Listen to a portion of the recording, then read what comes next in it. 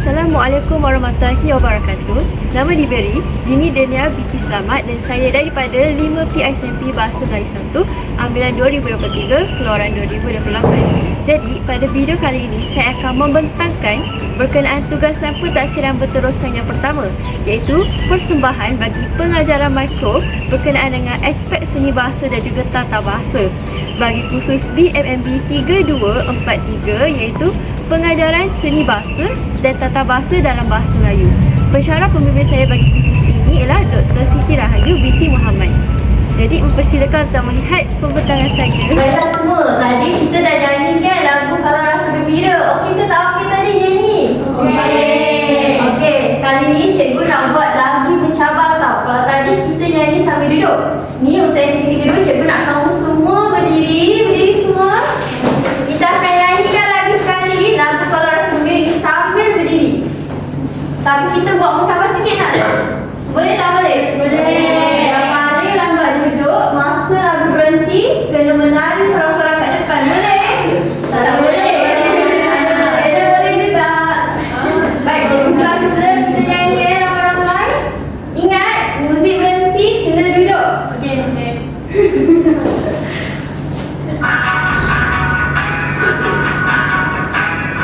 Kita nyanyi sama-sama. Rasa gembira tepuk tangan. Kalau rasa gembira tepuk tangan. Kalau rasa gembira beginilah caranya. Kalau rasa gembira tepuk tangan. Rasa gembira hentak kaki. Kalau rasa gembira hentak kaki. Kalau rasa gembira beginilah caranya. Kalau rasa gembira hentak kaki.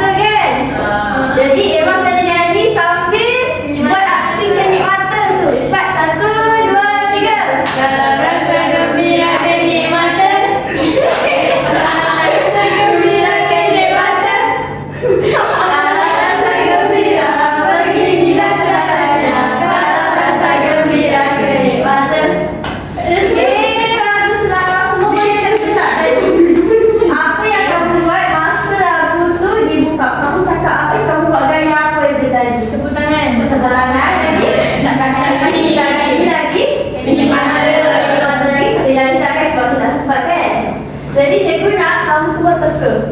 Tu semua apa? Siapa tahu tu apa? Kata kerja. Kata kerja?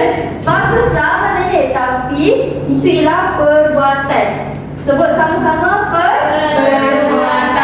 Ya, perbuatan. Perbuatan lah benda yang kamu buat. Kamu buat apa tadi? Kamu tepuk tangan. Lagi kamu hentak kaki. Kamu kedip mata. Jadi ini dah kita akan belajar untuk hari ini, iaitu kata kerja. Tapi kata kerja ni unik sikit tau. Kata kerja intransitif. Tahu kenapa kita panggil kata kerja intransitif? Siapa boleh teka? Apa? Siapa bagi boleh teka? Boleh lu ada objek. Ada objek. Pandai. Apa tadi objek dia? Objek dia tangan. Ya. Cikgu nak bagi penerangan secara ringkas lah. Ini adalah kata kerja kita. Tepuk, hentak dan juga kedip. Ini kata kerja kita. Tapi kan murid, kalau kita sebut tepuk je, kamu tahu ke tepuk apa? Jadi inilah fungsi kata kerja intransitif, iaitu kita memerlukan objek untuk melengkapkan kata kerja tu.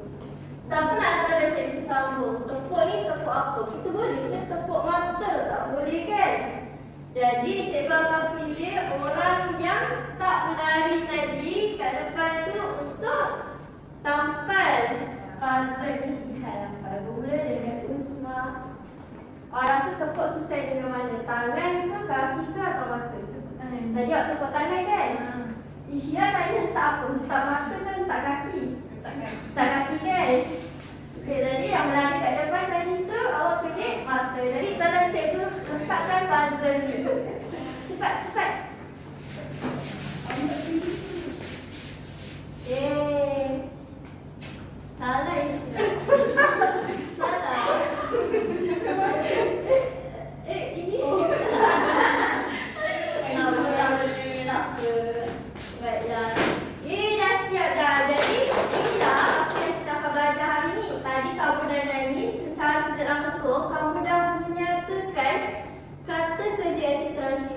ikut intonasi dan sebutan yang betul. Dan kamu tahu lah cara penggunaan kata kerja ni iaitu tepuk tangan. Jadi kalau kita cakap tepuk je, kamu semua tak tahu kan tepuk apa. Sebab tu kita menggunakan objek untuk melengkapkan makna kata kerja ni. Faham murid-murid?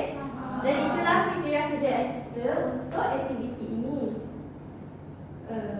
Sebentar ya.